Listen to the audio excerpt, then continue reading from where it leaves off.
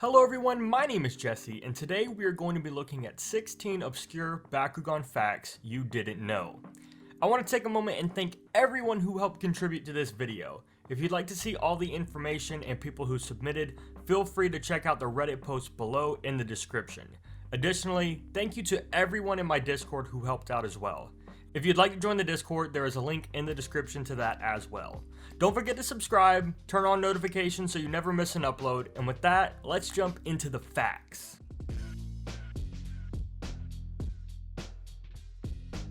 We all know that in the early days of Bakugan, Subterra was a dark brown and orange color that was later changed to tan and orange. But did you know why? Well, it appears to be because the brown plastic came out to be very brittle and was more prone to breaking.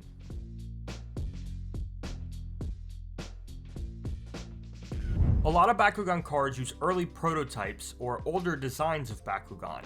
Some even show Bakugan we've never seen before. Here are some examples. In the card called Hephaestus' Call, Hades appears as a more generic dark color scheme of black and red, instead of his signature silver and purple color scheme, as seen in the show. Mectanium Surge cards show two concepts of Mutant Elfin. However, we never saw Mutant Elfin's monster form in the anime. This card seems to indicate that before it was called Baku Snap, it was called Bakutech, as indicated on this card, Snap Ground. The card Fire Dance shows what appears to be Fusion Dragonoid with Titanium Dragonoid's wings. Baku Mutants in Mectanium Surge cards show both attribute colorings in the art, Double Pow and Mutant Helios. In the show, they only swapped body parts, as you can see here, not color.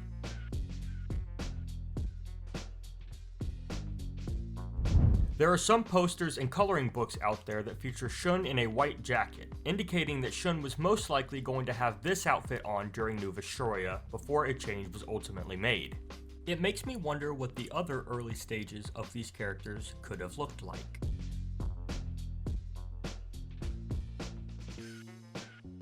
The Bakugan Aragon was featured in Mectanium Surge and in the Dragonoid Destroyer pack. Because of its exclusiveness, it makes him the only Bakugan to have one color and one model. Every other Bakugan has at least one alternative model or an alternate attribute.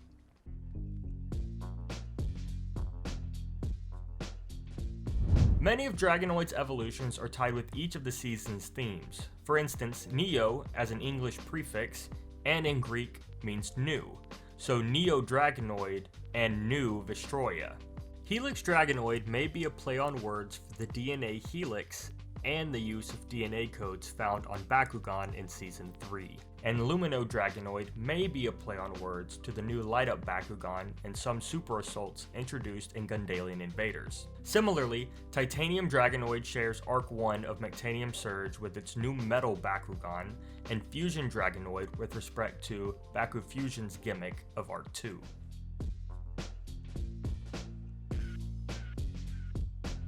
Most Nethians appear to have blue or pink skin, however Princess Fabia has purple skin, which may be a reference as to how royalty is often associated with the color purple.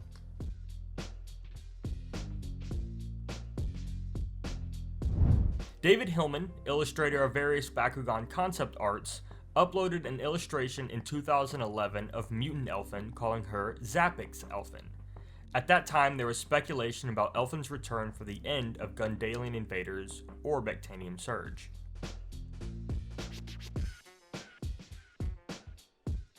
There is evidence to show Skyrus was planned to appear in Mectanium Surge as one of Shun's partners. She appears on Magma Fury's card, fused with Jakor's prototype. As shown in the image here, there are striking similarities on Magma Fury that show Skyrus' head, tail, and wing designs. She could have possibly replaced Skytress in the show. Additionally, another Magma Fury card indicates there may have only been 2 parts to create Magma Fury instead of 3. As stated in the card, play at the start of your turn if you're using both parts of Magma Fury, meaning instead of Orbium and Skytress, it could have been Jakor and Skyrus.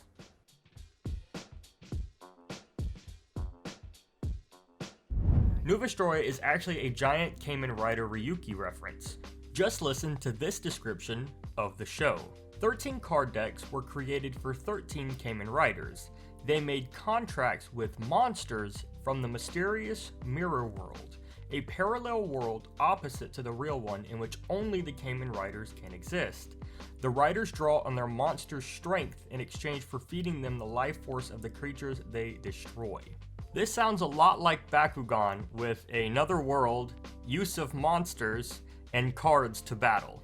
This description from Reddit user Freddy0 says, a protagonist with a dragon companion travels between two worlds and has an edgy rival with a night theme whose main ability is turning his cape into a drill. The characters need cards to use their abilities and use brace gauntlets to activate them. And I don't know about you, but that sounds a lot like it's describing Percival, New Vestroia, and the entire season. Additionally, there are some Bakugan sketches based off of Kamen Rider characters.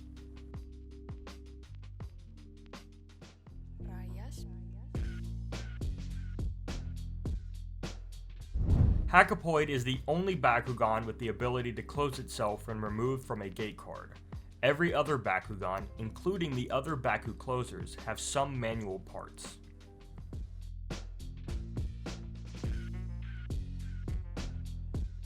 Hyper Dragonoid was probably Spectra's first Bakugan. In some of Mira's photos, we can see him with it. He may have also swapped to Helios later on, so Mira couldn't figure out his true identity. Additionally, he used Hyper Dragonoid to battle Dan in one of the earlier episodes.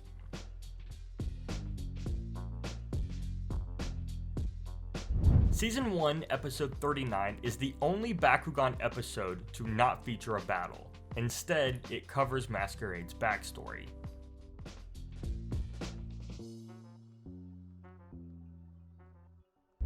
The ability cards Attractor and Ventus were released as both blue and green ability cards.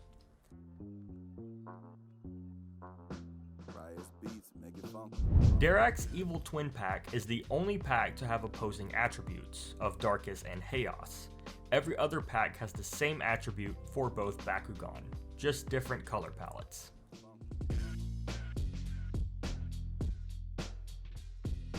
Viper Helios most likely had a pre-evolution, which you can see here.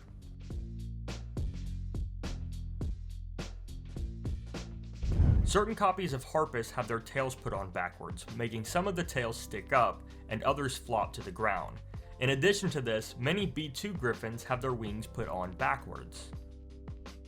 And there you have it, 16 Bakugan facts you probably didn't know. Let me know down in the comments below which one was your favorite or the one you found the most surprising.